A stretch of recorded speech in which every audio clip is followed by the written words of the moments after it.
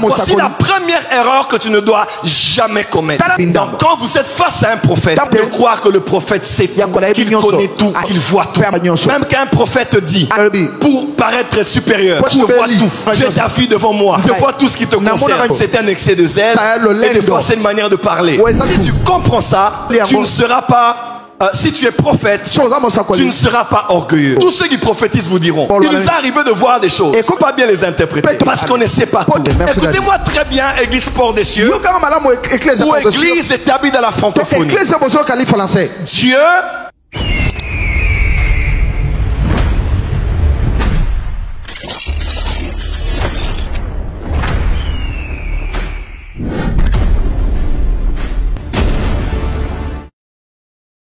la première erreur que tu peux commettre devant un prophète, soit lorsqu'il prêche, soit lorsqu'il rend le ministère, lorsqu'il te visite à la maison, parce que tu as un entretien prophétique, qu'on appelle aussi consultation prophétique. Voici la première erreur que tu ne dois jamais commettre. C'est l'erreur de croire que le prophète connaît tout. En d'autres termes, que le prophète devient Dieu. Première erreur à ne jamais commettre. Lorsqu'un prophète prophétise, lorsqu'un prophète veut prophétiser, ou lorsqu'un prophète t'a déjà donné des messages. Écoutez-moi très bien, Église Port des Cieux, ou Église établie dans la francophonie. Dieu est reconnu pour être un Dieu que l'on connaît par ses attributs. Attributs qui lui sont attachés et qui font de lui celui qu'on appelle Dieu. Attributs que l'on ne peut donner ou emprunter à un quelconque être dans l'univers. Par exemple, Dieu est éternel. D'éternité en éternité, il est Dieu. Il n'a ni commencement et ni fin. Par exemple, Dieu est omnipotent. Il n'a pas une portion de puissance à toute puissance. Il est la toute puissance. Dieu est omniprésent. Toi, tu es géographiquement limité ici. Ou celui qui nous suit est exactement où il suit cela. Mais Dieu, si et là-bas, et partout à la fois au même moment.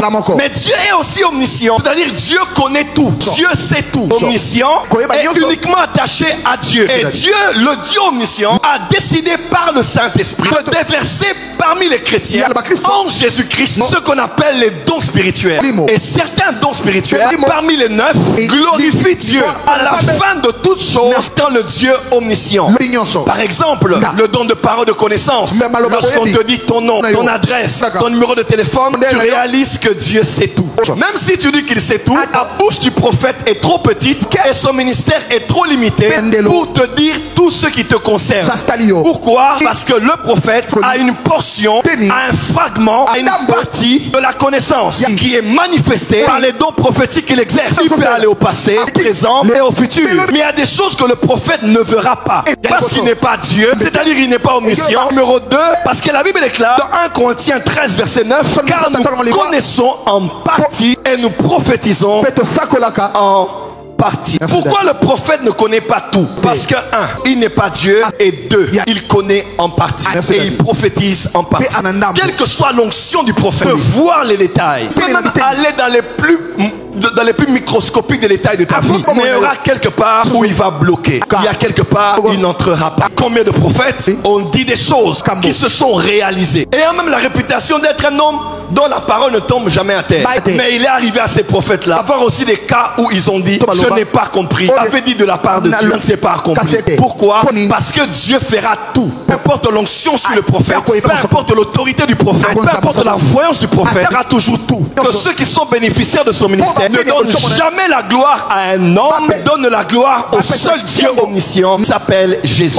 Ainsi, quand tu es face à un prophète, ne t'attends pas qu'il te dise tout ce que tu veux entendre. Ne t'attends pas qu'ils disent les pourquoi, qui disent des parce que à tous les pourquoi que tu as, qui donnent des réponses à toutes tes questions. Parce qu'un prophète est limité, il prophétise et il connaît en partie. Connaître en partie le soustrait de l'omniscience de Dieu. Parce que Dieu connaît tout et lui il connaît en partie. Donc quand vous êtes face à un prophète, ne faites jamais l'erreur de croire que le prophète sait tout, qu'il connaît tout, qu'il voit tout. Même qu'un prophète dit, pour paraître supérieur, moi je vois tout, j'ai ta fille devant moi, je vois tout ce qui te concerne. C'est un excès de zèle et des fois c'est une manière de parler. Aucun prophète ne sait tout, ne connaît tout, détaille tout. Il s'appelait Élisée, il avait la réputation d'être un prophète dont l'esprit pouvait aller dans la chambre du roi et assister au conseil de guerre de l'armée adverse. Il voyait des choses avec précision. Il voyait des choses avec détail. Lorsque Géasi, son serviteur, est passé derrière son dos, prendre l'offrande qui était destinée à Élisée, son maître, le prophète Élisée disait: est-ce que mon esprit ne t'avait-il pas vu? Il n'était pas absent. Et même son esprit voyait ce que Géasi faisait. Mais cette histoire nous interpelle. Il a prophétisé sur une femme, n'est-ce pas? Il dit: l'année prochaine, à cette même période, tu auras un enfant. Exactement, ça s'est réalisé. L'enfant a grandi. Quelques temps après, l'enfant tenant la tête s'est écrié en disant: ma tête, ma tête. Et l'enfant est mort. La femme a contacté Géasi. Après, elle a contacté Élisée. Il était à ses pieds. Et le prophète a dit, peu importe la double portion, peu importe la dimension de la voyance, le prophète de Dieu a dit: cette femme est remplie d'amertume. Mais Dieu, dont je suis le prophète, m'a caché cela. Pourquoi? Rien n'est caché à ses yeux. Tout est à nu et à découvert devant Dieu, sauf devant un prophète. Parce qu'il y a des choses que Dieu cachera au prophète, car il est homme, car il est limité, et car tu dois rendre la gloire à Dieu et non à un prophète qui a prophétisé. Dis à ton voisin, ne commets jamais l'erreur de croire que le prophète sait tout, voit tout et peut répondre à tout. Si tu comprends ça, tu ne seras pas, si tu es prophète, tu ne seras pas orgueilleux. Si tu comprends ça, tu seras limité. Tous ceux qui prophétisent vous diront: ils arrivent de voir des choses, mais de ne pas bien les interpréter, parce qu'on ne sait pas tout. Il est arrivé de voir des choses, annoncer les choses, et c'est le contraire qui s'accomplit. Pourquoi Dieu fait ces choses? Ce sont des cas isolés, et ceux qui s'accomplissent est plus nombreux, ceux qui est clair est plus nombreux. Mais Dieu le fait parce que nous ne sommes pas Dieu et parce que nous ne sommes pas omniscients. Il n'y a que Jésus seul qui sait tout. Celui qui sonde les cœurs et les reins, celui qui lisait les pensées des hommes. Il n'y a que Dieu qui sait tout. Dis à ton voisin: attention à la première erreur. Dis à ton voisin: n'adore pas un prophète. Dis à ton voisin: n'adore pas un prophète. Dis à ton voisin: n'élève pas un prophète. Au-dessus de qui il est. Il est un prophète. Il est un messager. Et il ne dira que ce que Dieu le dit de dire. Esaïe a vu une vierge qui était enceinte. La même vue les noms qu'on donnera à cet enfant.